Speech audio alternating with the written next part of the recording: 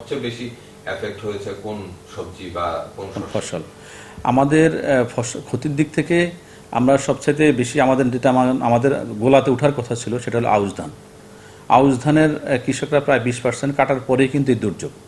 তো ওই যে বাকি ফসলের প্রায় 40% ধান কিন্তু নষ্ট হয়ে যাবে, পানির নিচে পড়ে গেছে বা নষ্ট হয়ে গেল একটা। আরেকটা হলো রোপা আমন। আমাদের প্রায় 25,000 হেক্টর রোপা আমন জমির ধান রোপণ করা হয়েছিল। এই 25,000 হেক্টরের মধ্যে 22,000 হেক্টরের মতোই পুরো ধ্বংস হয়ে গেছে।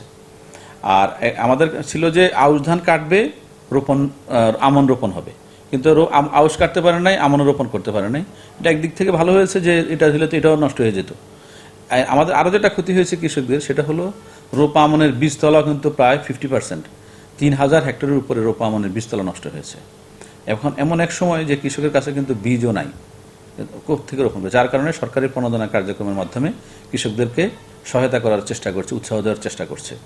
এর বাইরেও রোপা আমনের বাইরেও সরকার কৃষকদেরকে আগাম সবজি চাষের জন্য, পারিবারিক সবজি বাগানের জন্য প্রায় 16,700 কৃষককে প্রণোদনা দিবে।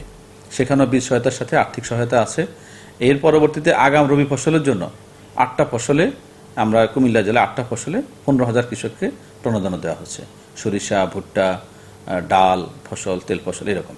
তো সব মিলিয়ে আসলে আমরা চাচ্ছি যে কৃষকরা যেন আবার নিরুৎসাহিত না হয়। সকল কৃষককে আমরা হয়তো অন্তর্ভুক্ত করতে পারবো না, কিন্তু আমরা ক্ষুদ্র প্রান্তিক কৃষকদের জন্য সরকারি কর্মসূচি ঘোষণা করেছে এবং কৃষকদেরকে কৃষিকাজে ফিরিয়ে আনবে। এবং আমরা তাদের সাথে সারাক্ষণে আছি। আমরা চেষ্টা করছি যে কৃষকরা যেন তাদের মনোবল না হারায় এবং এটাকে ধরে নিতে হবে যে আমরা নতুন উদ্যমে যেন আমরা নতুন করে কাজ করতে পারি, কৃষিকাজ করতে পারি।